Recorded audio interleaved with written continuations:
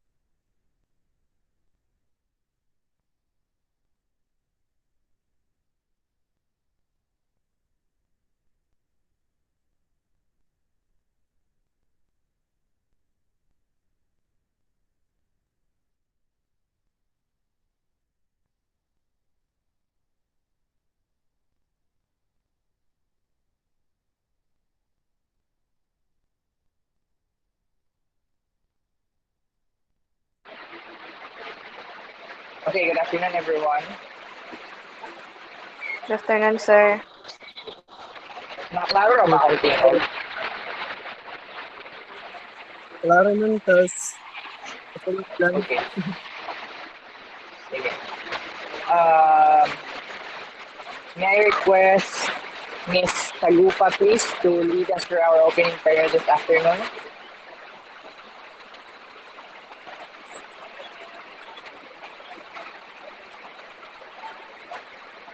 Miss Sir, Tagupa. ako, sir? Yes, Miss Tagupa. Okay, sir. Ito na to, sir. Sure.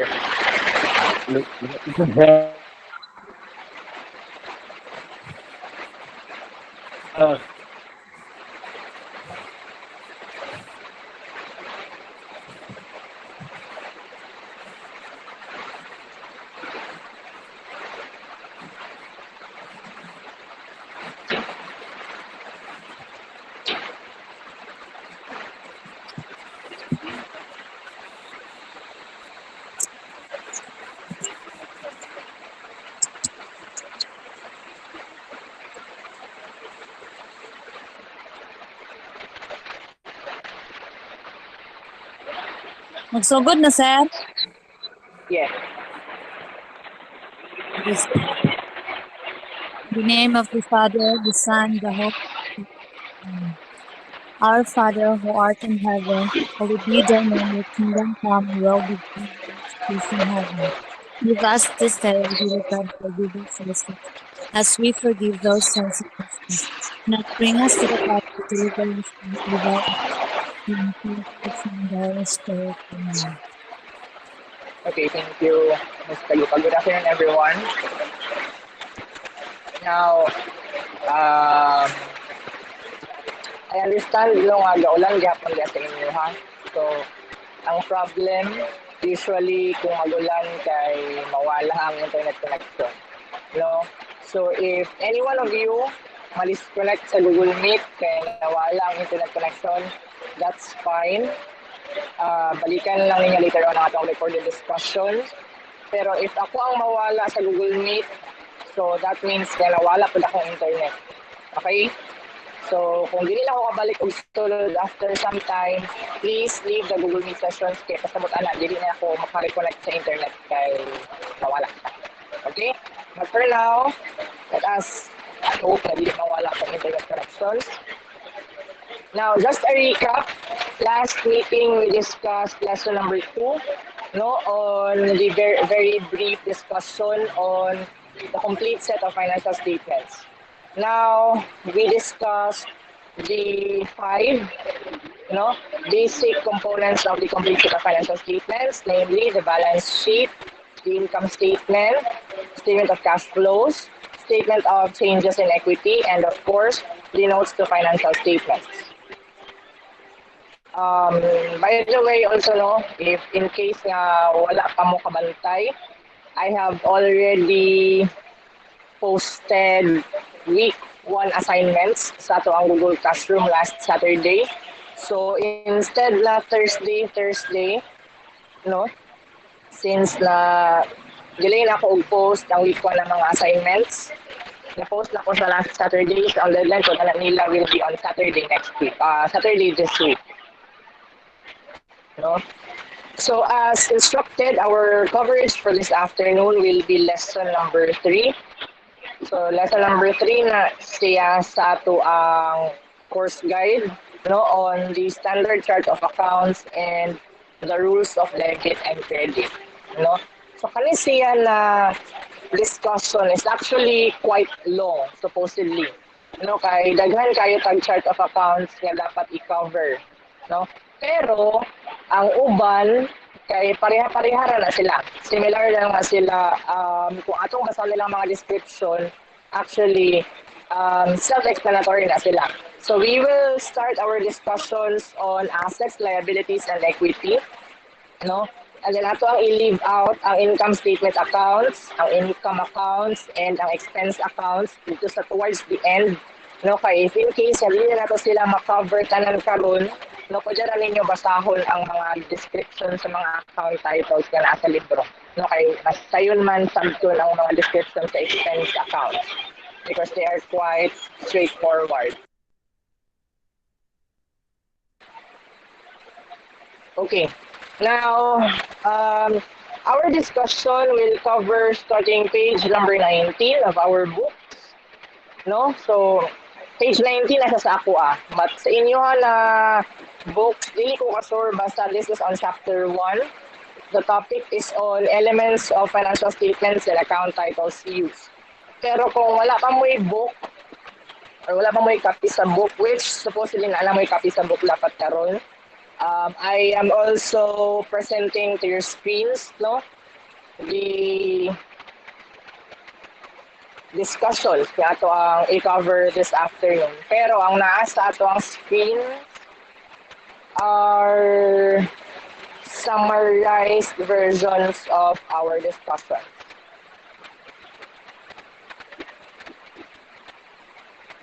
Sige. Now, our topic again is on the standard chart of accounts and the rule of debit and credit. Now, let us first discuss on the standard chart of accounts. First off, what are account titles? Noon sa man yung mga account titles. Now, basically, account titles are identification or brief description of items that fall to the same kind, class, or nature. No? So I hope na during your bridging program, no, especially sa kadtong mga non-ABM senior high school graduates, no? Kani mga account title mo na sila ang mga descriptions, no? Descriptions sa mga transactions ka nahitabo sa pang-adlaw-adlaw, no? So meaning, kung ang duha ka transactions similar sila o nature, no? And pwede sila ma-grupo sa usa ka account title, then they should use the same account titles for recording sa ato ang journals later on, no? So again, account titles are identification or brief description of items that fall to the same kind, class, or nature. Now, what is a standard chart of accounts? Or what is a chart of accounts in general? Now, a chart of accounts is this one. Kanya akong i-present sa screen. Kanya siya is an example of a chart of accounts. So, ano sa mga chart of accounts? A chart of accounts, no, is a listing of all account titles na probably gigamit or pwede gamiton ni business to record its transactions. Now, basically, a chart of accounts is a list of all account titles. No, so that's the plain and simple definition of a chart of accounts. Now, last meeting, we discussed balance sheet and income statement, no? And nakabalutang ang balance sheet has three general sections: the assets, liabilities, and of course, the equity section, no? So this afternoon, we will first discuss the account titles under assets.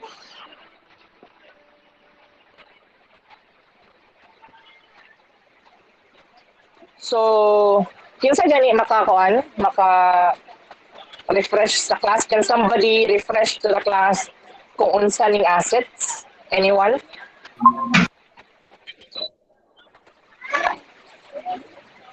Anyone? Who can Sir. define the term asset? Yes. Sir.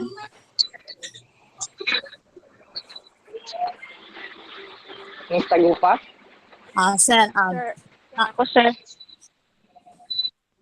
sa ako lang sir is asset is the things that used by the company in the operation, such as cash, equipments, and other things that consumed by the company. So that's all. Okay. That's actually the definition, the very definition of an asset, no? So last meeting, we also discussed the three qualifying factors, no? So kaning three qualifying factors should be present all at the same time before nato maklasify ang usa ka butang as an asset of the company or not, no? Can someone refresh to the class kung sa tong tulo ka qualifying factors of an asset? Ako, sir. Anyone? Yes. Kalupi, please. sir. Yes, The assets qualifying factors are is the thing of value owned by company and used by the business for its operation. Yes, no? Number one, the asset should have a value. No, it is a Thing. thing of value. No, so dapat na siya equivalent nga economic value, na siya monetary value. No? Number two,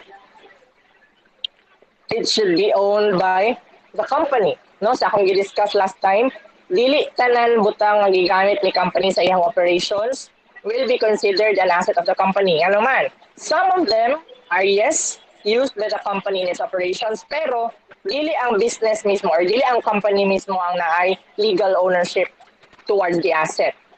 No? So dapat kana siya nga butang should be owned by the business itself. No? And number three, of course, the asset or the thing must be used by the company in its operations. No?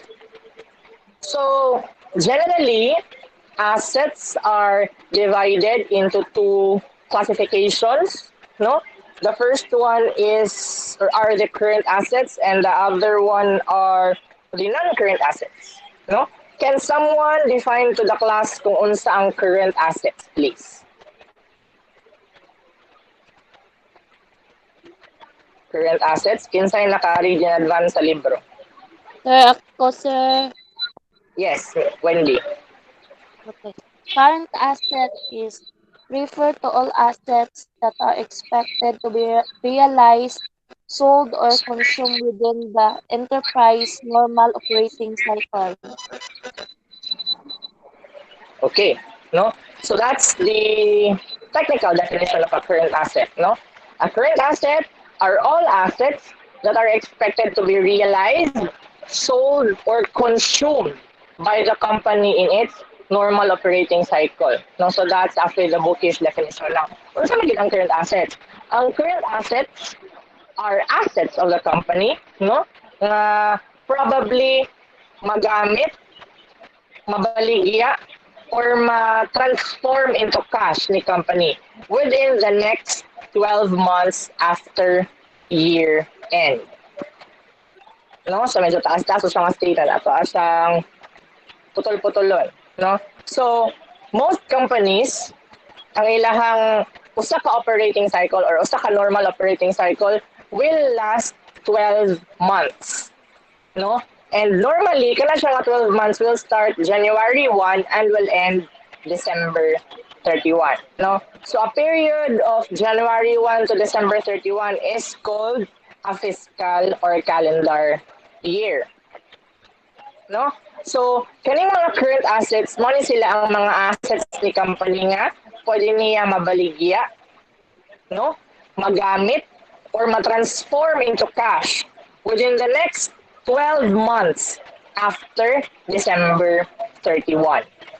Okay? For example, no, for the current year 2020, of course, ang atong year end will be December 31, 2020. No? So, tanan assets nga probably magamit, mabaligya, or ma-transform into cash ni company until December 31, 2021, mga na sila ang mga current assets. No? So the question is, sir, ano naman nga mga assets ang pwede ma-consume or magamit ni company within the next 12 months, no? So later on, ma-discuss nato ang supplies, no? Supplies, muna sila ang mga papel, mga ballpen, no? Bond papers, inks, toners para sa mga photocopiers, kana sila are normally called office supplies, no? Which are usually used within the next 12 months after the year end, no? Ang mga mabaligya, no? In the case of merchandising businesses, ma-discuss po natin na sila later on, or kaning mga convenience stores, grocery stores, no? Ang ilahang main business is to buy and sell products, no? So kana ilahang inventories, no, will be most of the time expected to be sold within the next 12 months after December 31. So inventories are also classified as current assets, no? So also man ang mga assets nga expected nga ma-transform into cash, no? We have receivables, no? All types of receivables, most types of receivables, I mean, accounts receivable, and advances to employees, no? These are usually classified as current assets. Kaya naman, tungod kay usually, kani sila makolect balik ni company in cash within the next 12 months after year end. No? So, mo na siya ang overall na definition of current assets. Okay? So, sa ato ang libro na siya gi-enumerate na several account titles under current assets, no? The first one, which is also presented on the screen, is called cash. So, unsa man nga mga items or unsa nga mga transactions ang expected nga ma-classify nato or ma-record nato under the account title cash, no? So, cash is the account title used to describe money, no? General man siya and very self-explanatory. Cash, tanan forms of money, no? Be it paper bills, coins, and checks, no? Kana sila generally are all called cash, no? Pero again, depende kung asa nahimutang ang cash, no? Or asa gitago ni company ang cash, no?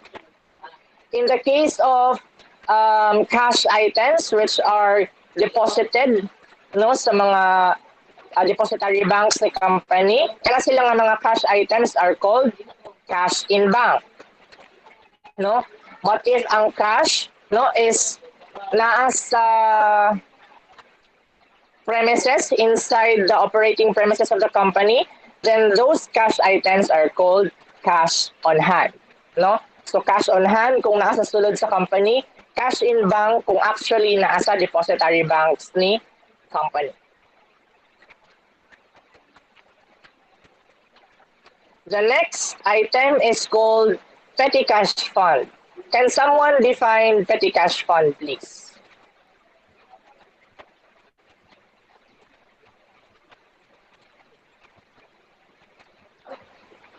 Anyone? Sir, Yes. petty cash funds are the account titles for money placed and set aside for petty cash or small expenses. Okay, no? But the term petty meaning small, no? So a petty cash fund is also just a cash item, no? Pero ang pangutana is, sir, kung cash item siya, anong kinahanglan nato sa i-separate, no? From all other cash items. Di ba? Kailangan tayo either cash on hand or cash in bank, no? Anong kinahanglan i-set aside si petty cash fund from all other cash items? It is because ang kwarta or ang money nga naa sa petty cash fund, no, kinahanglan sila ay specific na purpose, no. Now, to give you a background, no, most companies, especially karon, no, for security purposes, tanan transactions of cash will be evidenced by a check, no. So kung magbayad si company sa kining sweldo sa mga tao and iagi sa ATM, kailan siya will be funded by a check, most probably, no? Kung magpalit ta og mga machineries, equipment, supplies, ang atong ibayad sa itong suppliers will be in the form of a check, no? Pero, dili always or not all the time, no, ang mga expenses, ang mga gastuan ni company kay pwede buhatan og cheque. Sir, ano man, uban expense items nga ang ilahang monetary values kay gamay kayo sa mga tanan, no? Na kung ato silang buhatan og cheque, it will be inconvenient for the company and the supplier. No, imagine paying for detergent, no, nga ang value kay 20 pesos for example. And ato siyang isyuhan og cheque ang tindahan, no? That will be inconvenient both parts sa atua and sa atuang supplier, no? So tanan expenses nga gagmay kayo og monetary value, no? Kaya sila nga mga expenses will be using cash items nga naasulod sa petty cash fund, no? So petty cash fund for expenses nga gagmay og monetary value, other cash items para sa usual na mga disbursements or mga gastuan ni company. So that is actually the main difference between a petty cash fund and the normal cash items. Okay? Gagmay nga mga expenses para sa office. Next, notes receivable. Can someone define or describe a notes receivable?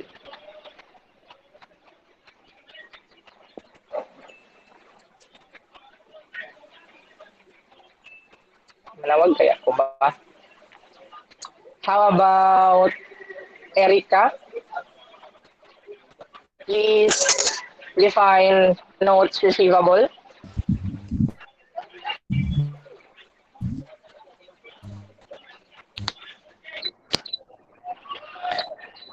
Note that is received by the business consumer arising from rendering of services, sale of merchandise, etc. This can either be interest bearing or non-interest bearing. Okay, thank you. Now, generally, when we read the term receivable, no, ang ato agad impression is na ay collectible si company from somewhere. No, so that's generally a receivable. Now, ang receivables ni company are generally divided into two. No, so nasa libro, notes receivable and accounts receivable. No, so after sila ilungan discuss. Now, both notes receivable and accounts receivable represent items which are still collectible. No? Meaning, kolektahulon pa ni sila nga mga items ni company from its customers. No? Previously, na customer nga ato ang gibaligyaan o ato ang gihatagan og serbisyo nga at the moment wala sa niya bayari ang iyahang nadawat nga product or service. No? So, ana nga time, kaya wala pa man siya nagbayad og cash sa iyahang nadawat nga service or product, no? Mag-record ta og collectible, no? Accounting-wise, we should record a receivable. Now, kabalot ta nga na ay two types of receivable again based on our books, natay notes receivable and accounts receivable. Sir, karon sa nato gamiton ang notes receivable? Karon sa nato gamiton ang accounts receivable to record receivables from customers, no? Can somebody please differentiate, no, or ihatag sa ato ang difference between notes receivable and accounts receivable? Anyone? May I request Matthew? Unsay main difference between notes receivable and accounts receivable? Hello, sir. So, for me, sir, ang notes receivable kay kanang card nito, example, kanang nangutang, Sir, ako sir. Sige, Matthew, nangutang go. Ako sir. ang kanang sa imo. So, imo siyang ginote as note receivable kay wala kanang wa man siya nahata og cash. Then, ang accounts Okay. receivable is income na sir nga dawatonon sa business. Gikan Okay. sa nga kan services sa Okay, thank you, Matthew. How about Ruby? Please give us the difference, main difference between a notes receivable and accounts receivable, please.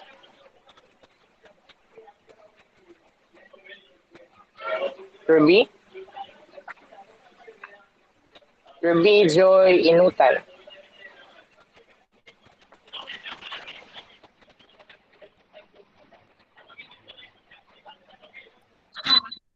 Pwede Sige, ako, go. sir. Go. Wala.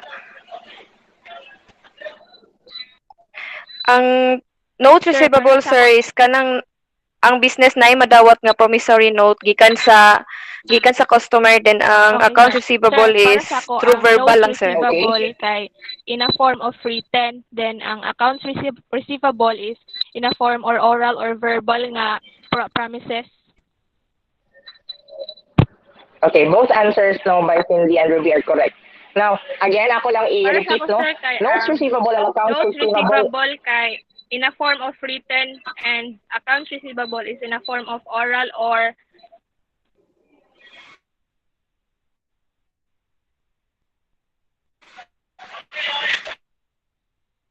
Okay.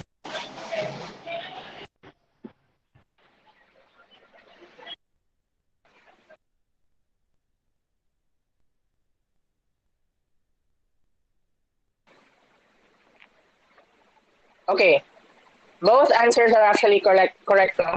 Now, let us just refresh sa akong gingan ganina. Again, both notes receivable and accounts receivable are meaning tungod kay receivable items man silang duha before naatay customer nga atong gihatagan og service or product nga wala lang sa nagbayad.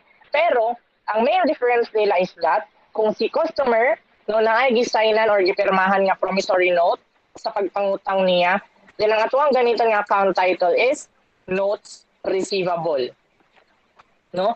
Kung wala po gipirmahan nga promissory note si customer sa pagpangutang niya, then ang atuang gamiton is accounts receivable.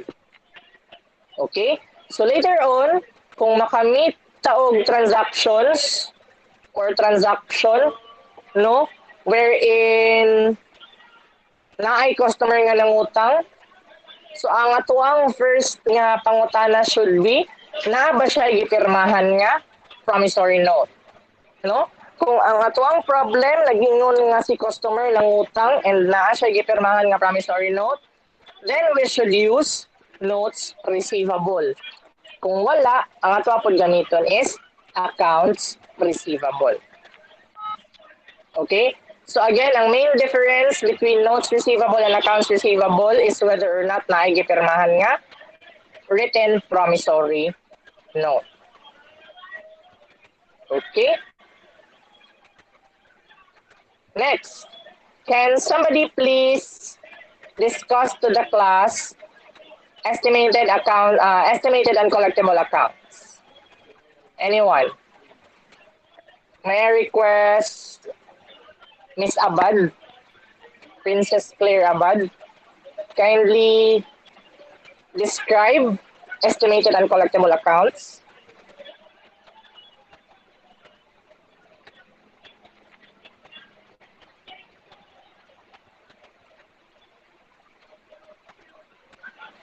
How about Daya? Mr. Daya?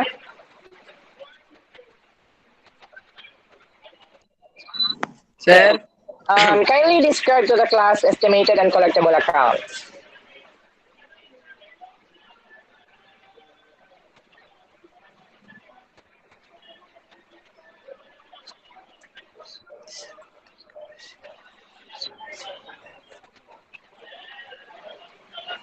uncollected. Mr. Daya?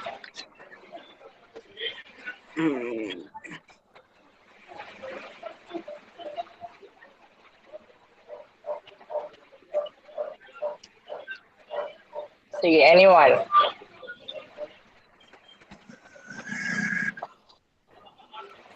How about Mr. Bersabal?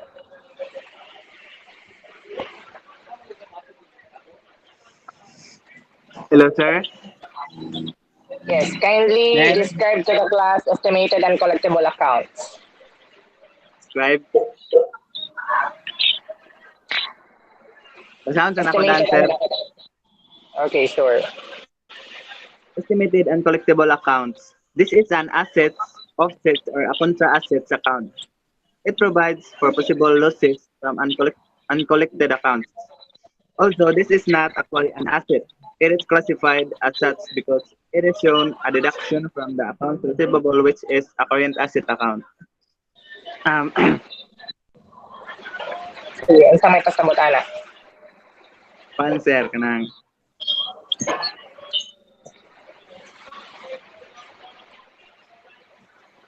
Pwede Bisaya, sir? Sure. Sir, ako na sir, kaya wala kayo idea, sir, but napat ka share gamay. Para sa ka, sir, sa ka,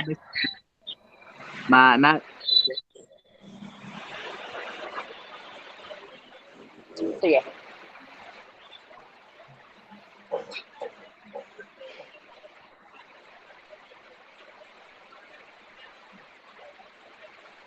Okay, anybody else? Sir, Sige, go. tagupa sir. Yes, nagtago pa. Estimated and collectible accounts are estimated by the company that are not collected already. So it is either makolekt siya sa company or not. If makolekt siya sa company, so it's as an asset because nana sa company. But in this situation, sir, kay pwede siyang kung dili siya mabayaran na tong cost, so it consider sir. That's all. Okay, sige. That's actually almost there. Pero generally, again, si estimated and collectible accounts, no, we should emphasize, no, the fact nga si libro iyahang gi expressly og ingon, nag-state gid niya specifically nga si estimated and collectible accounts is not actually an asset account, no? Dili siya usual nga asset account, no? Dili siya parehas ni cash, ni petty cash fund or ni receivables. Dili siya asset. Pero si estimated and collectible accounts is considered a contra asset account, no? When we say a contra account, kana siya nga account title is considered a deduction from another account title, no? In this case, si estimated and collectible accounts is a contra account to accounts receivable and notes receivable, no? So si estimated and collectible accounts is considered a deduction from the total accounts receivable and notes receivable. Sir, nganong kinahanglan man i-deduct si estimated and collectible accounts, no, from the total receivables? Unsa day ni siya? First off, si estimated and collectible accounts, no, is the portion or ang part sa total receivables which are probably not collectible already, no? Mag-ingon tag probably. Nga naman, because as of the moment, no, dili na ta sure kung ma-collect pa ba na nato later on ang receivables from the customer. No, for any other reason, no? Maybe because si customer kay namatay na, so maglisod na ta og collect sa iyaha.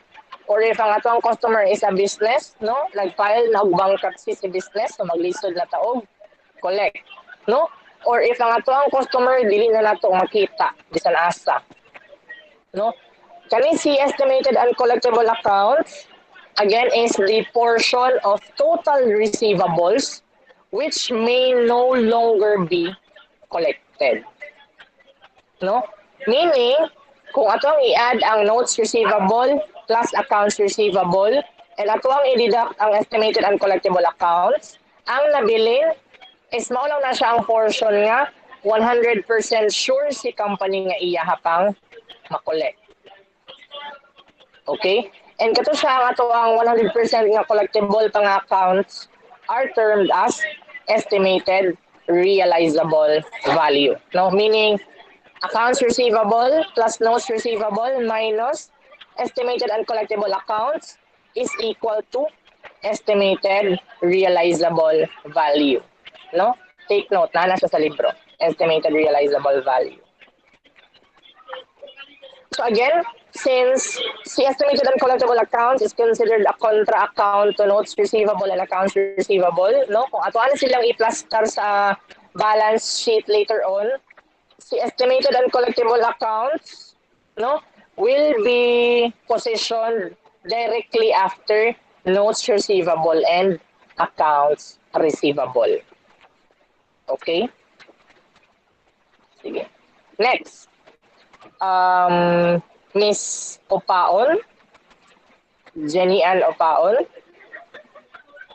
Please describe to the class advances to employees.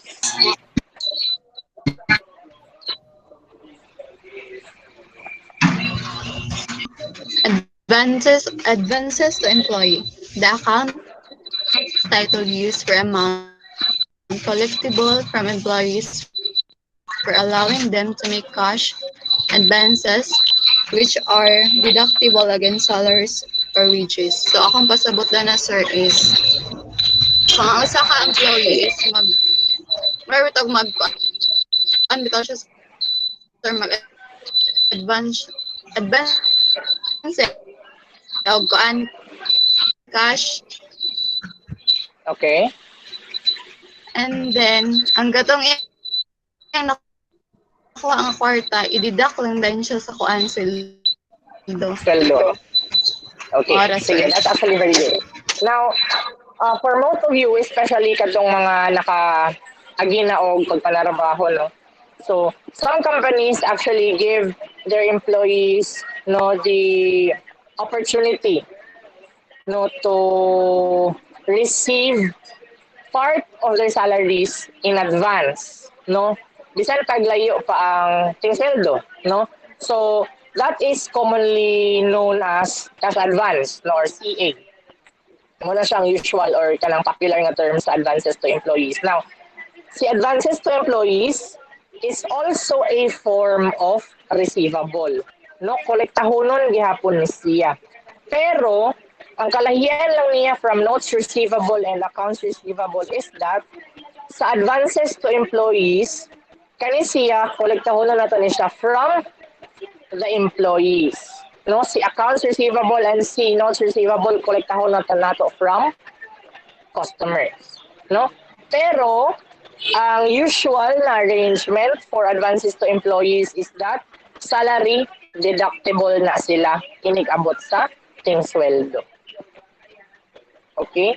So advances to employees, no, more commonly known as cash advances. Next, may I call on Miss Salarda? Jela Salarda, kindly describe to the class inventories.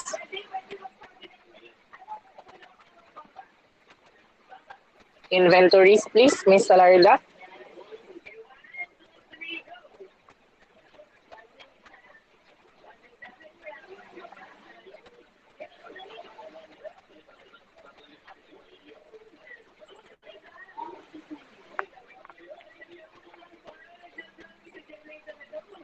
Okay, wala si Miss Salarda. How about Rona? Rona, kindly describe to the class inventories. Yes, sir.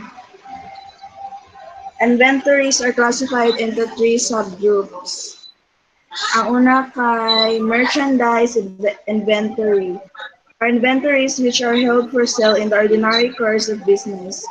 This refers to unsold merchandise at the end of the accounting period as determined by physical counting of remaining inventories. Okay. B. Sige. Okay, Lion, sige, go. sir. Sige, sige. Work in process inventory. In the process of production for sale, this account title is used by manufacturing companies to value inventories which are still in the manufacturing process are still unfinished. C. Supplies inventory or unused supplies. An account title for cost of stationery and other supplies purchased for use but are left on hand and still unused. This usually include bond papers, pen, computer, inks, and etc. Okay, sige, thank you.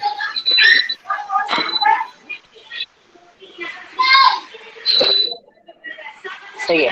Now, I hope no sa pag-answer ninyo sa week 1 assignment A, katulad lessons 1.1 to 1.3, gibasa ninyo actually ang chapter 1. No? So chapter 1, masahan ninyo ang different types of businesses. No? We have merchandising business. We also have manufacturing businesses and also service concerned businesses. No? Kani silang tulo are actually directly related sa inventory items. No? So si inventory is kaning classified into 3 subgroups, no, based sa ato ang discussions nga naa sa screen. No? So the first subgroup or subclassification of inventories are called merchandise inventories. No, naunsa man ning merchandise inventories, no. Sa ako ang example ganina, merchandising businesses may be in the form of a sari-sari store even, no, convenience store, shopping malls, grocery stores in general, no, or any business nga ang ilahang ibaligya are stocks nga ilahang ipalit, no? Basically buy and sell.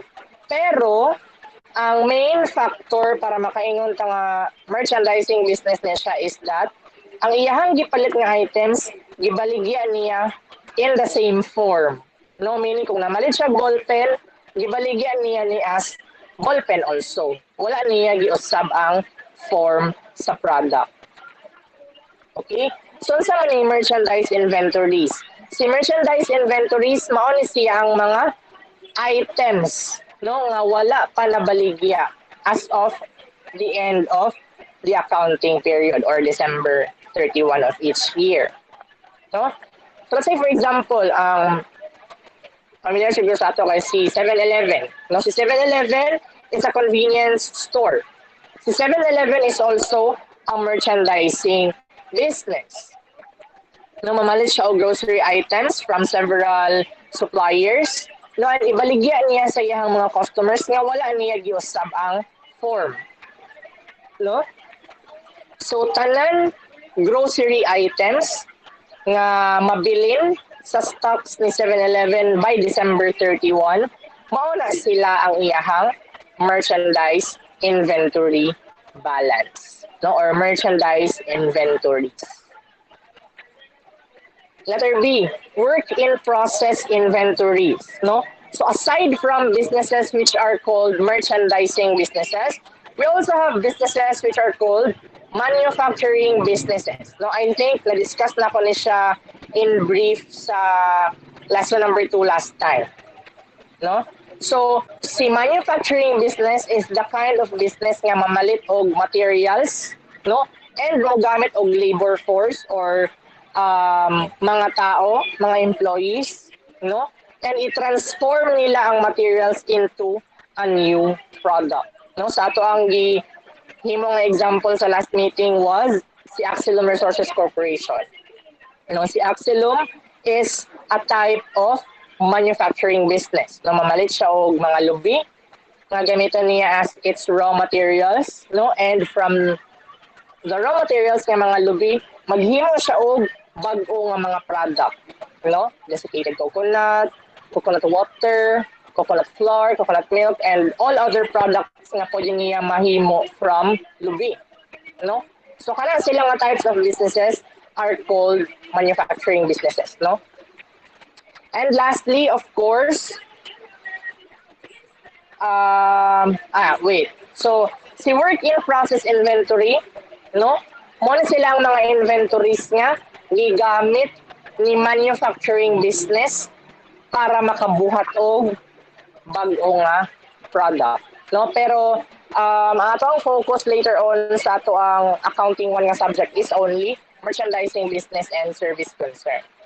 So lastly, service concern, no? Servicing businesses.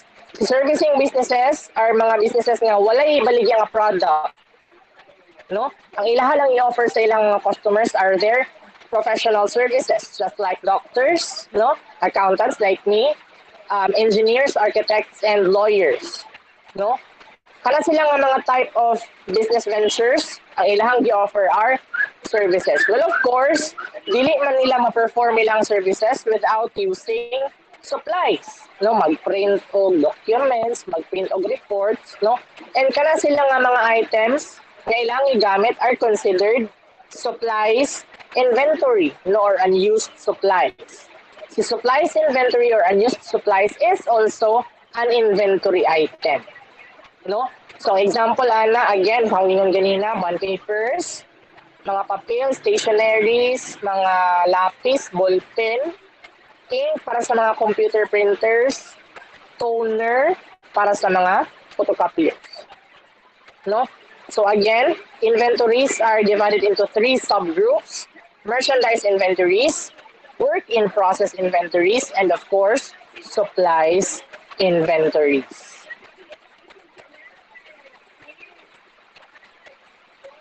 And lastly, of course, under current assets, can someone please describe prepaid expenses? Ms. Pahe? Jean Rose? Please describe prepaid expenses.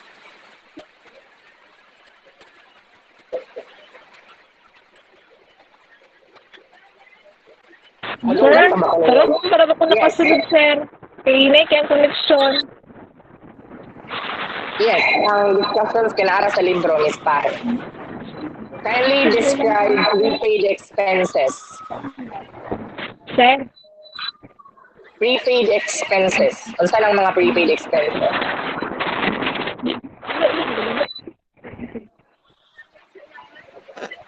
Ako Ako na lang, sir. Yes, sir. Kining karon pa Sige, Wendy. sir. Go, Wendy. Pwede ba sa na Sige, lang, sir.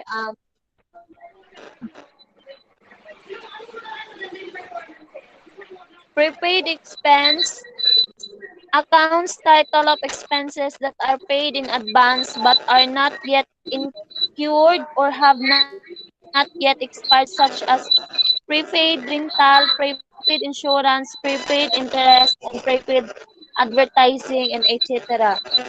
Funds Okay. Sige, go. Okay. nila, sir, kanang it's also called a type of asset nga naas on the balance sheet. And also prepaid expense are initially recorded as asset but their value is expensive over time into income statement. Kanara, sir? Okay. Now, prepaid expenses, no? Kung ato ang first nabasa ang term nga prepaid expenses, I think maglibog mo, no? Sir, anong naaman siya sa assets, no? Nga expense man na siya, no? Nasa term niya daan, prepaid expenses. So, dapat dito na siya sa expenses na butang, no? So, nganong considered man as an asset ang prepaid expenses? Anyone? Kay gipaid naman siya in advance, sir. Bayad mo nga daan. Okay, gipaid in advance. So kung bayaran nimo in advance, mahimo ba siyang asset?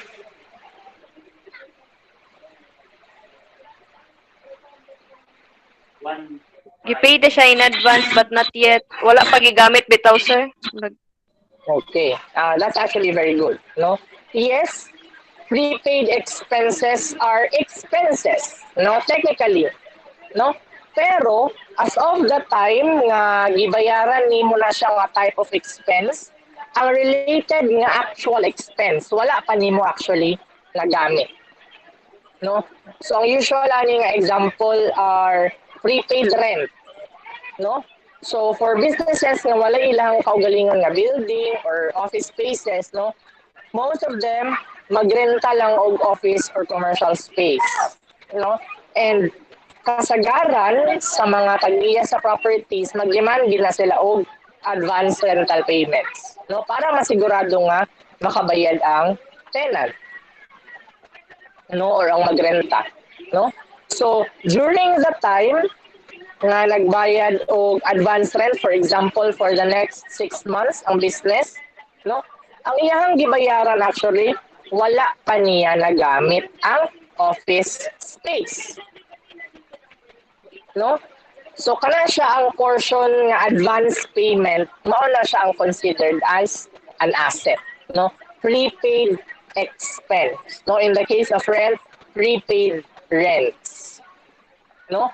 So tungod kay kada bulan expected man ta nga magbayad og rent, no, pero gi-advance payment na nato, so tanan rents nga supposedly bayad nato for each month kada bulan mo expire na siya, no, and from the prepaid expense nga asset ato na siya i-transfer padulong sa actual nga expense, no. So ma-transfer na siya from the balance sheet, no, dito sa prepaid expenses padulong sa income statement under expenses. Okay, so ato lang na sila ma-meet later on during our discussions on adjusting journal entries. So mo sila ang mga most common, no, most common nga mga account titles under current assets. Pero kani sila na mga account titles are just standard chart of account, no, dili pasabot nga mao ra gid ni sila nga current asset account titles ang dapat gamiton, no. Well, accounting aside from procedural siya and that it is a science, no, accounting is also an art, no. Sir, what do we mean by accounting is an art, no?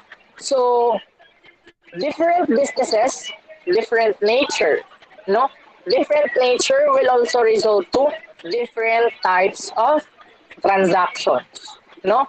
Now if ang usa ka transaction dili na to siya mabutang specifically sa usa ka account title nga naa nato na sa atong chart of accounts.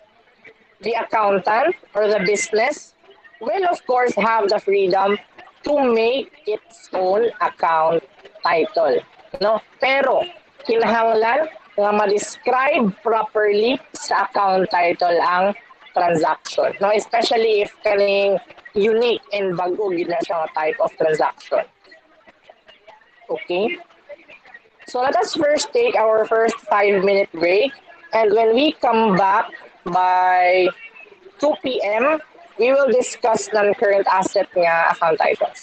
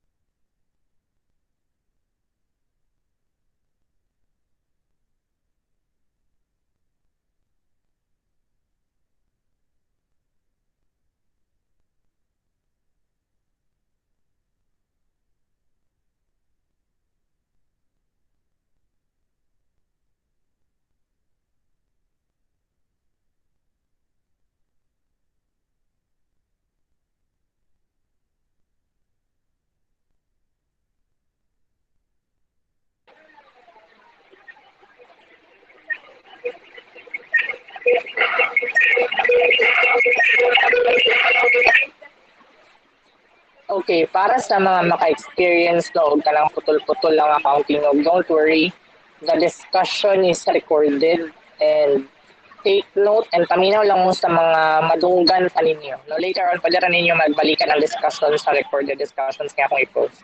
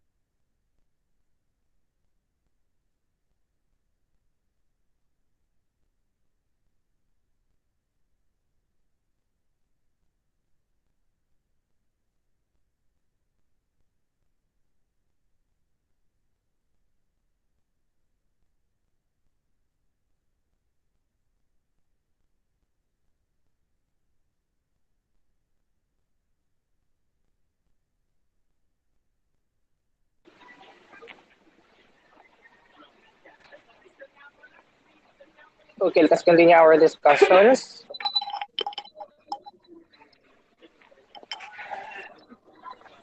Sige, now, let us go to non-current assets. No? Ganina ang ato ang gi-discuss are current assets. No? And yung ganina ang current assets are assets of the company which are expected to be realized, sold, or consumed within the next 12 months after year end, no, or after December 31. Now, can someone please define or describe a non-current asset, no, or unsa man ning mga non-current assets? Anyone? Sir, ako, sir. Sige, go. Non-current assets are a company long-term investment which are not easily converted to cash. So kato ni silang mga kuan bitaw sir kanang assets sa business sir nga kanang dili ma-convert into cash sir, like land, building. May na bitaw sir. Okay, thank you. Yes, that is, your answer is partly correct. No, non-current assets are long-term investments. No, and because long-term investments man sila, no, kani sila nga mga assets may be used by the company for more than 12 months after December 31. No, ganina ang current assets 12 months after December 31. This time ang non-current assets may be used more than 12 months after year end, no? Pero on the part nga dili sila transform or ma-realize into cash, basically pwede man mo sila ibaligya, no, para ma-transform into cash. Pero again, the main distinction, no, or main difference between current assets and non-current assets is on how long, no, nga pwede na sila gamiton nga assets ni company. Okay, so those are non-current assets. So generally, no, we have specific items of non-current assets. We have land, building, equipment, furnitures and fixtures, and ingon ana nga mga types. Pero generally, kani sila nga mga items, ang land, building, etc., these are generally called properties and equipment. Okay, properties and equipment. So, properties and equipment, tanan non-current assets which may include land, building, equipment, furnitures, and fixtures. So, kana sila tanan, kung ato na sila ipang-add, ang ilahang result ana is the general term called property and equipment. But first off, let us discuss land. I think si land is a self-explanatory item, no? Yuta, kagigamit ni business. Whether or not naadinhang iyang building, no, or naadinhang iyang planta, or ang iyang office spaces, no? Or basically just land, no? Bisan pag wala gigamit ni business. Basta kay, again, ang ownership is in the name of the business. Di ba? Kay usama na siya sa qualifying factor ni asset. No, kinahanglan owned by the business ang thing. So that is land. No? Next is building. Building is the account title used for a finished construction owned by the business where operations and transactions take place. No, so si building may be either pinalit na to nga building, no? Humandaan na siya nga building pagpalit nato, that is also called a building, no? Or a building which was constructed by the business. No, si business ang naggasto sa pag-construct. Basta kay kung constructed by the business, no, it should be a finished construction, no? Kung naay gina-construct si business nga building and nahuman siya, then that is already described as a building, no? Pero kung ang construction kamulo pa and wala pa siya nahuman, dili pa na siya pwede i-term as a building. Dito sa nato siya naibutang sa construction in progress, no? So kung nahuman ang construction, termed as a building. Kung wala pa nahuman, construction in progress. Okay? equipment. No? Si equipment will depend kung asa siya gigamit. No? But generally, kaning mga equipment may include computers, calculators, mga transportation vehicles, no? Pero kanin sila again will depend kung asa gigamit. So for example, si computer ang gigamit sa office may be termed as office equipment, no? Pero kung si computer, no, gigamit sa tindahan mismo kung asa ginabaligi ang mga products, then that computer will be called store equipment. Okay? Kung vehicles, transportation equipment. Okay? So generally these are called equipment. Next, furniture and fixtures. Now, furniture and fixtures may include chairs, tables, counters, display cases. No? So kana sila ang usual na mga examples of furnitures and fixtures. And my question is, what's man ang main difference between a furniture and a fixture? Anyone? Can someone please give to me the usual difference?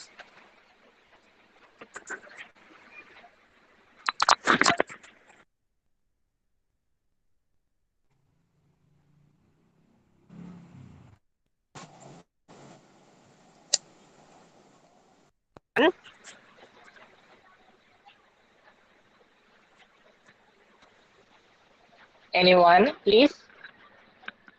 Can someone give to me the difference between furnitures and fixtures? Madunggan ba ko ninyo? Sige, anyone? How about Jester? Jester Estanyol? What's the main difference between a furniture and a fixture?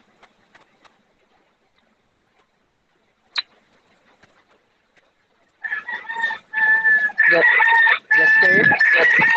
Sir, Unsa ang difference between furniture and fixture?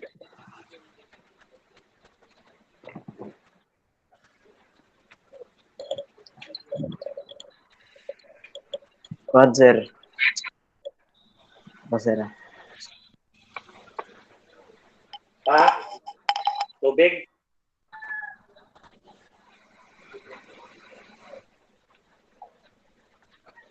Or anyone who has an idea? Ano ba kayo, sir? Furniture, anyone. sir, for me kay katong ma-move bitaw, sir. Kung mag-move ang business, madala nila, tapos kung ang fixture kay kanang fix na bitaw siya, sir, murag stable over kanang naka stable na siya daan dito nga building ba, murag inana. Okay, very good.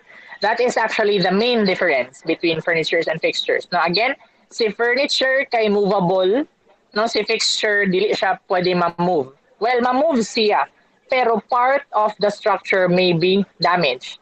No, kung ato siyang tanggalon or di na siya ma-usable as usual, no? Next, accumulated depreciation. Can someone describe accumulated depreciation? Anyone? How about Miss Zamora? Marina Zamora? Can you please describe accumulated depreciation?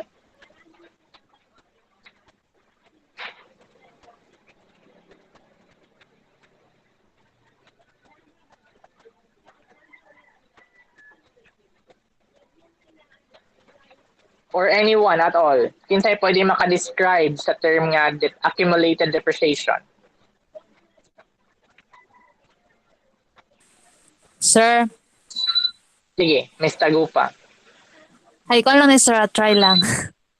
Kung sir, para sa ako is accumulated depreciation kay once nga magkadugay na ang panahon, so ang value ana nga butang is murag malesser na pud siya bitaw, sir. Example is kuan. Example ani. Kanang di bali imong building, sir, siguro if makadugay na ting luma na bitaw siya sir. Then if imo siyang magplano ka nga ibalikan imo siya, so gamay ra kay iyang value ana niya tungod kay ginamitan naman siya.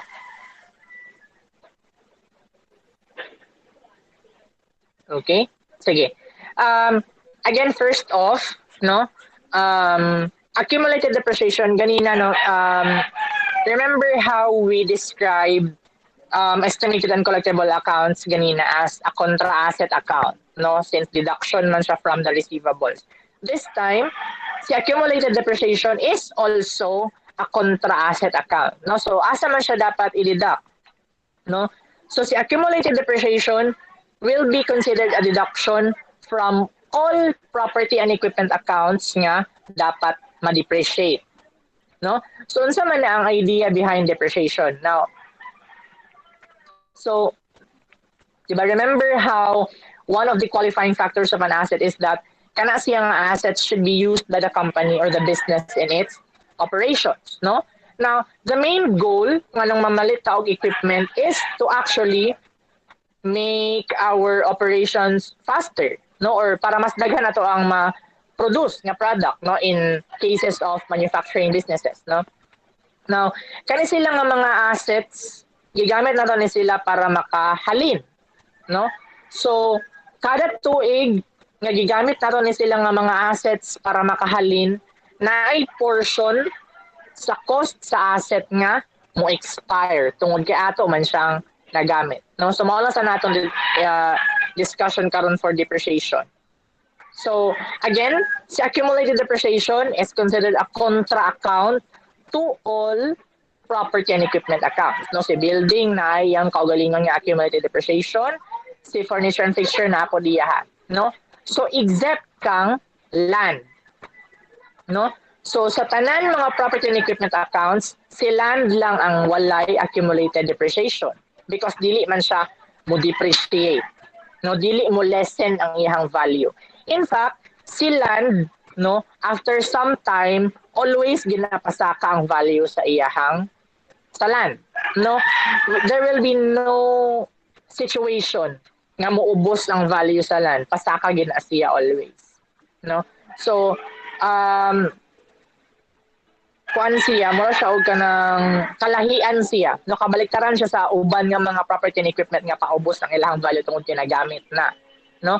So kung sa other nga asset accounts ang term kay depreciation, kang land pod tungod kay pasaka man pirmi ang iyang value, ang kana siya nga term is called appreciation, no? The increase in value over time, appreciation.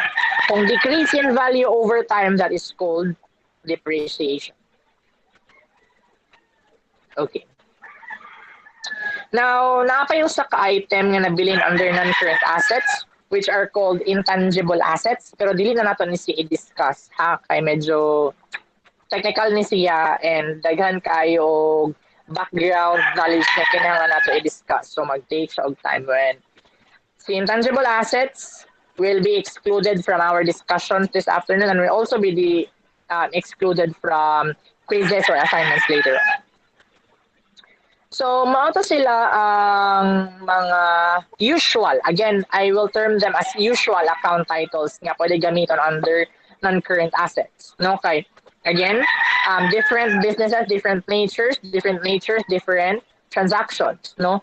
Kung naay mga transactions nga dili na ito masulod sa mga existing account titles, we will always have the freedom to make our own account titles as long as ma-describe niya properly ang transaction nga ato ang dapat isulod. Okay, let us now go to current liabilities. What are current liabilities? Anyone?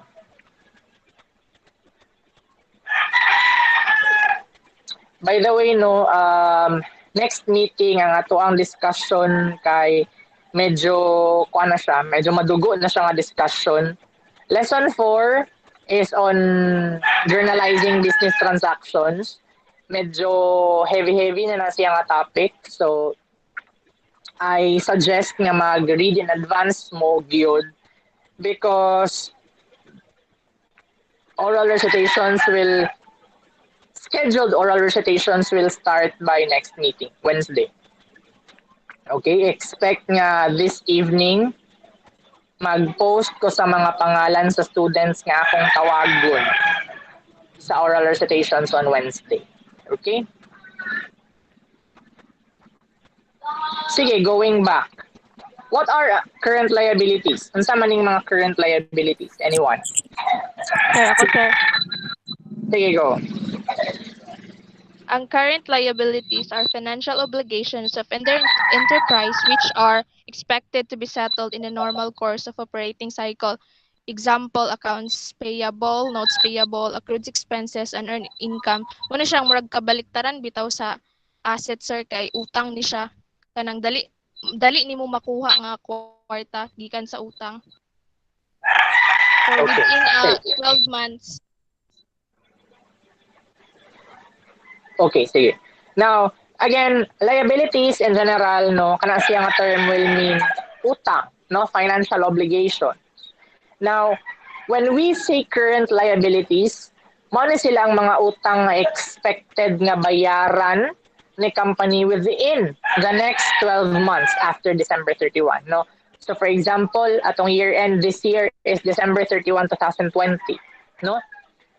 So tanan utang nato nga dapat nato bayaran within January 1 until December 31 of next year, no? Mao na sila ang ato ang mga current liabilities. Okay. So usual examples of current liabilities, we have accounts payable, notes payable nga short term, of course. We have accrued expenses, we have unearned income, and etc. Okay? Let us first discuss nato together again ang accounts payable and notes payable. So can someone give me or give the class the main difference between accounts payable and notes payable? Anyone? What is the main difference between accounts payable and notes payable? May I request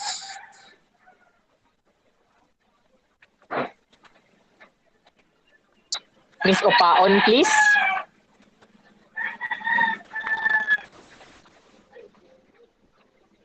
Jeannie. Sir.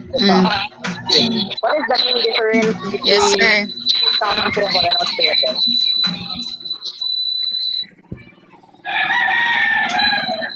Kung maingon kag account payable, sir, is kuan silbi bayran ka through account. Kung maingon kag kuan notes payable, it means nga kanang silbi mo lang to siya kuan kontrata, sir, na mo yung note nga within the kuan nga kinahanglan na bayran na siya. Or Okay, main difference. silbi mo lang to siya kuan bitaw, sir, evidence nga.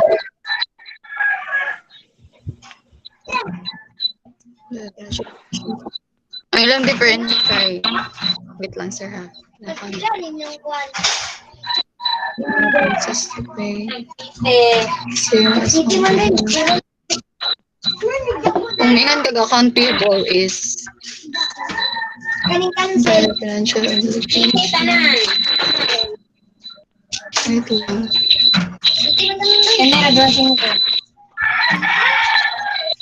Wait lang, sir, ha.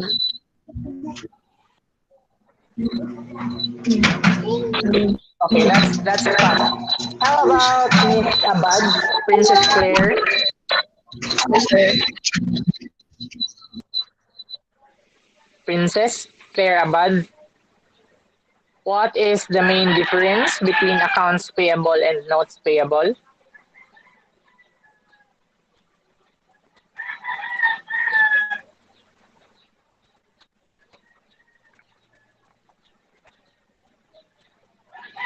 How about Erica Mijares?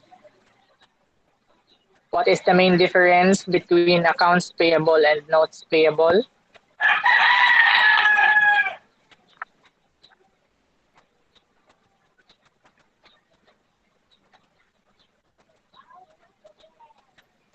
Sir, Yes, Erica Mijares. What is the main difference between accounts payable and notes payable? Answer, ang accounts payable is the account represent the reverse relationship of the accounts receivable.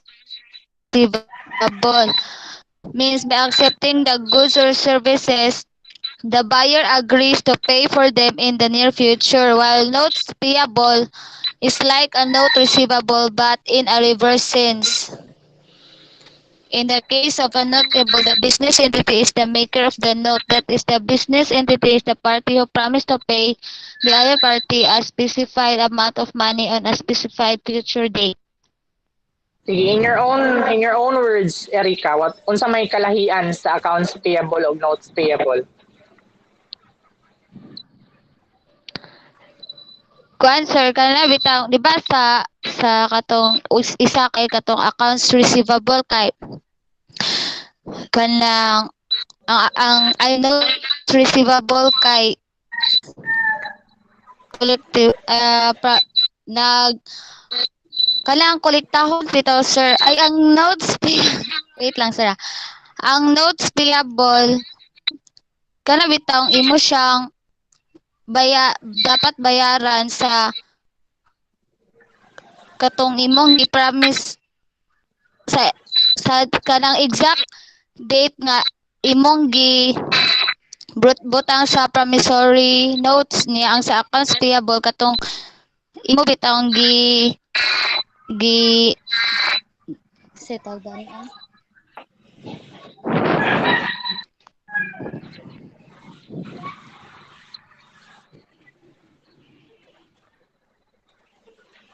Sige, how about Mr. Daya? Unsa ang main difference between accounts payable and notes payable? Ang sir, ang accounts payable kay Sige.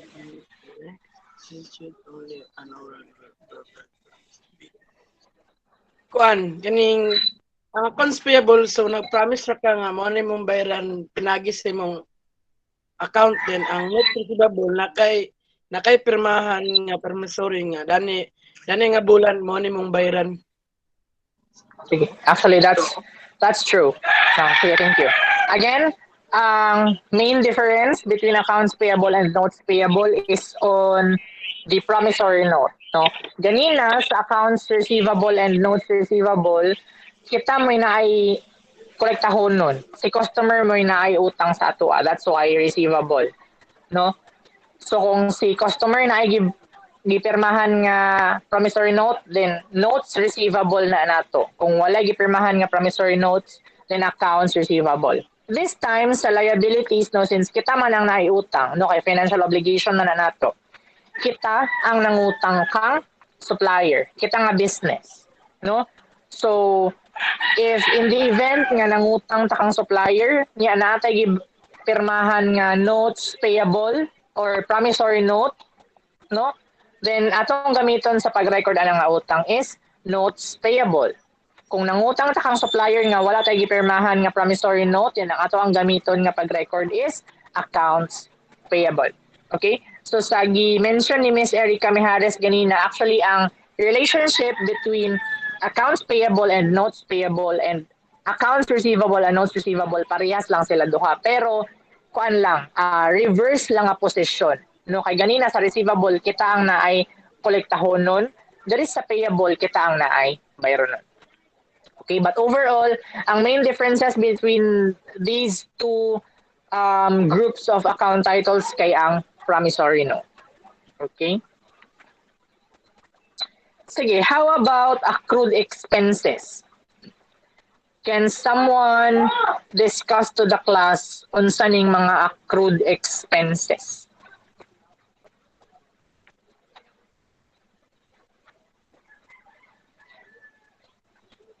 Accrued expenses?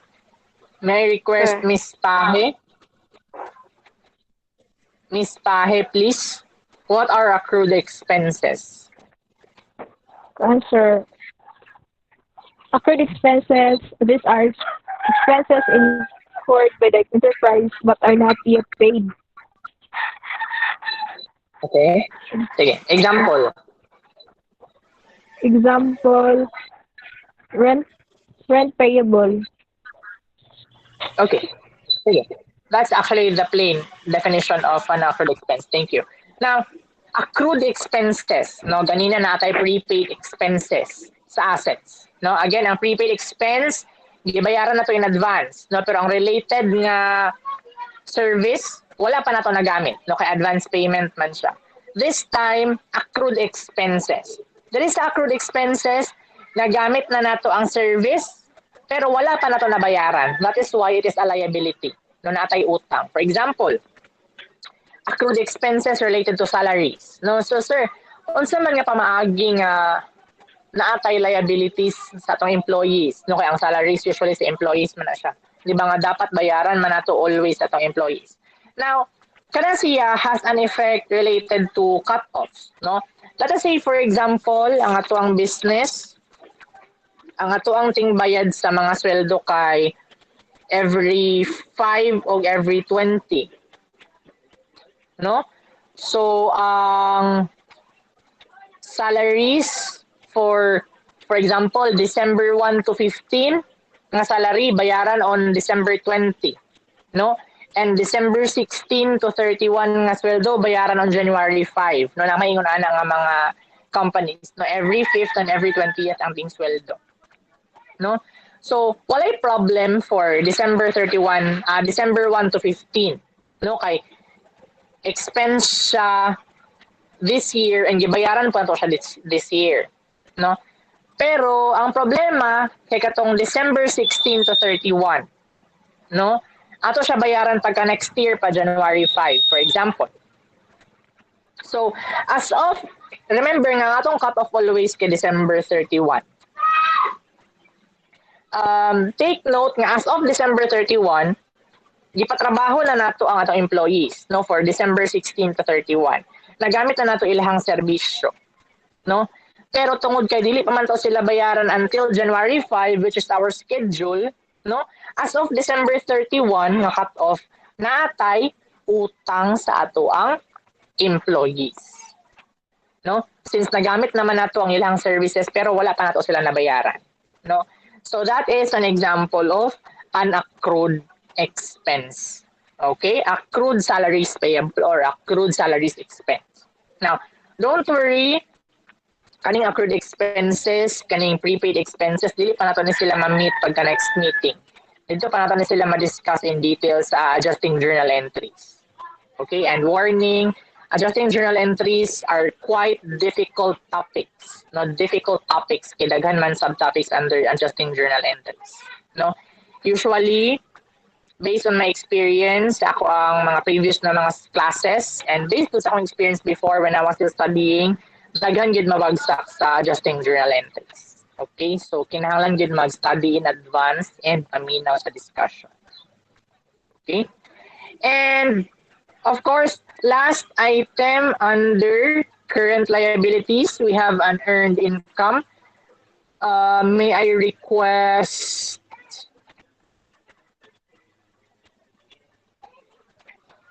Rona Palaw, please to describe unearned income. Unsa man ning mga unearned income, Rona?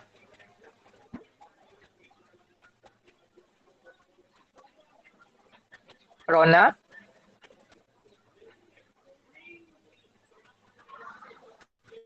Or anyone, kinsay na idea about unearned income? Sir. Okay. Ruby?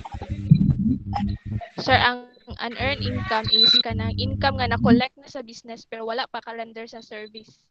Wala pa nimo na-render ang service sa customer. Okay. Sige. Why do we consider that scenario as a liability? No nga nadawat naman nato ang kwarta. Nganong considered man siya as a liability or utang? Kuan pa man sir, wala man nato na-render ang service so nakautang ta sa customer kay wala pa na-rendered ang service. Nakuha lang nato ang income. So, unsa man ang atong utang kang customer?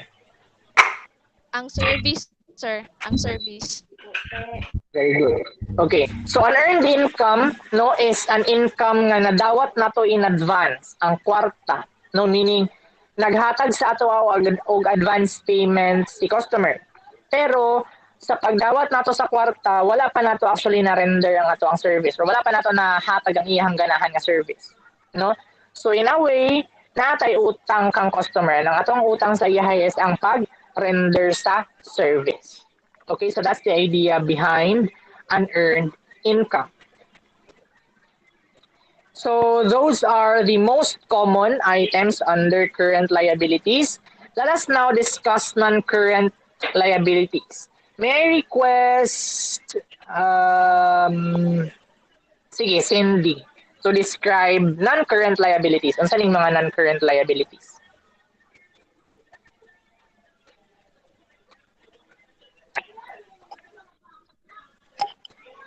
Wait lang, sir. Okay.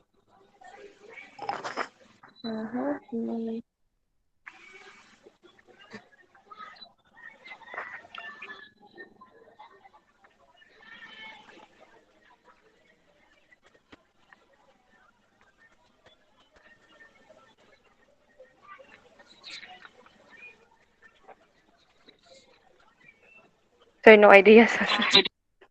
Okay. How about the others? Ano sa ang pasabot sa non-current liability? Sige, Ruby.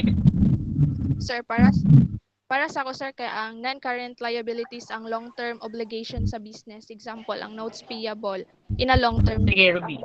Kuan, example, ang notes payable, sir, ang in a long-term nga payable. So within more than siya a year siya pwede nimo siya bayaran. So mo na siyang gitawag nga non-current kay long-term obligation man siya sa business. Okay, very good. Now, again, kanina magong idea of current and non-current, no? Ang ato ang basis actually is ang year-end, no? Or ang December 31, for example, no? So, ganina, sa current liabilities, nag-ingon ta nga, ang current liabilities, dapat na to bayaran within 12 months after December 31. No, that is why they are called current liabilities. This time, mga non-current liabilities man sila atong mga utang nga dapat na to bayaran, no? Within for more than 12 months after December 31. Okay, so mana sila ang mga current and non-current liabilities. Now, if you would notice, no, ganina sa current liabilities na atay notes payable. Sa non-current liabilities na napod tay notes payable, no? Basically, si notes payable nga nasa current and non-current liabilities, parehas ra na sila duha, no? Unsa man ilang difference? Ang difference is kung kanusa sila kinahanglan bayaran. Okay? Kung si notes payable kinahanglan bayaran 12 months after December 31, then that is a current notes payable, no? Kung kanasad siya nga notes payable pwede pa bayaran even after 12 months, then that is a non-current notes payable. Okay? So ako lang na siya gi-discuss on my own kay medyo simple naman na siya. Ang difference lang nila is kanusa sila dapat bayaran. Next item, mortgage payable. Can someone describe mortgage payable? Unsa man ning mga mortgage payable? Anyone?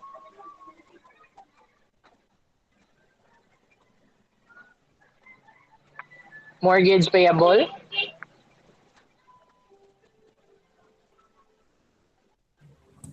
Pwede try, sir. Sige, go, Matthew. Ang mortgage payable, sir, kay kanang i-substitute bito nimo. Kanang instead nga hatagan nimo cash bitaw, sir.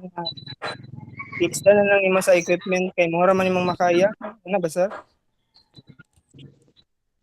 Okay, that's muna siya ang after effect sa mortgage payable. Okay. Si mortgage payable is a financial obligation. Okay, liability man siya, no? So financial obligation siya. Pero ang kalahian ni mortgage payable from all other payable items is that sa mortgage payable naatay ginatawag na collateral. No? Naatay gi-set aside nga asset nga dapat nato i-turn over sa atong yutangan in the case nga dili nato mabayaran ang atoang utang, no? So that is a popular practice especially for banks, no? Kung sa bangko ka mangutang ang imuhang giutang kay dako nga amount, no? I-require kanila to set aside an asset to be pledged as a collateral. So, si mortgage payable is ang ato ang utang nga naay collateral. Okay? Kaya ang point man sa collateral is that kung dili nimo mabayaran imong utang on time, no, or upon pag upon pag-demand sa atong giutangan, no, so ang ilahang kuhaon as payment is ang imuhang gi-promise nga collateralized asset. Okay? So that's on owner's equity or capital. No, liabilities. Okay? So we will end our discussions here this afternoon. Okay? So napatay na bilin topics or subtopics under lesson number 3 on standard chart of accounts, no? So ang nabiling nga mga account titles nga wala pa nato na discuss this afternoon, i-discuss nato kung touch na nato na sila sa atong discussions on lesson 4. No, kaya sa lesson 4, mabalikan na gyapon nato atong discussions on lesson 3. Okay? Also, ang atong discussion for rules of debit and credit ato ana siyang isabay og discuss together with lesson number 4. Okay? Expect nga after our class this afternoon na ako i-post nga summarized version sa rules of debit and credit. Okay? I will be posting that sa Google Classroom and sa atong group chat, and kinahanglan na ninyo siya tun-an together with lesson number 4. Okay? Again, lesson number 4 will start our scheduled oral recitation. So, tonight or after our discussions this afternoon, I will be posting the names of the students no nga ako ang tawagon sa scheduled oral recitations on Wednesday. Okay? And again, of course, I would just like to remind everyone nga ang week number 1 nga mga assignments are already posted sa ato ang Google Classroom. Currently, we have 3 assignments posted. We have week 1 assignment A on Introduction to Accounting. We also have week 1 assignment B on the complete set of financial statements. And we also have week 1 performance task. No? So, please go over your Google Classroom and check kung na-comply na ba na ninyo sila, because kana sila ang deadline will be on Saturday. That's, unsan na siya pitsahang Saturday, that's November 28. Okay? So I would just like again to remind everyone nga ang week 1 assignment B on the complete set of financial statements required nga i-present ninyo ang inyong supporting computation, no? So my instruction will be answer the Google form and attach another file, no, para sa inyong supporting computation. Okay? No supporting computations, no credits or no points even if correct ang inyong answer. So ang ako ang tanawon first and foremost is ang inyong supporting computation. Okay? So if you have concerns regarding our assignments, no, ganina na ay concern kaya na ay usa ka student na dili niya ma-access ang week 1 performance task. No? So tanan assignments nga ako ang na-post, naanay mga naka-access nga students, naanay naka-answer. So meaning there is nothing wrong with the Google form or the Google Docs nga ako ang gipang-attach. Okay? So check your Google Classroom and your browsers kung ang inyo habang na login account is your G Suite accounts para smooth flowing ang inyong pag-access sa mga forms. Okay? Again, if you have concerns, kay sir, wala mi internet, or sir, wala pa ko ipang-load at this time, message me in advance so I can give you another channel kung asa ninyo dapat i-submit inyong assignments. Take note, no? Na kung ang inyong problem is, sir, dili na ako ma-access akong Google Classroom kaya nalimot ko sa password, no? dili na ko mo i-allow nga mag-submit og assignments elsewhere. No? Kinahanglan kung ang inyong problem din yung ma-access inyong Google Classroom, limtan ninyo inyong password, fix your Google Classrooms, contact Sir Jomar. Mao gyud na akong always kinaingon. Okay? So kana lang sila. Do you have questions and concerns this afternoon?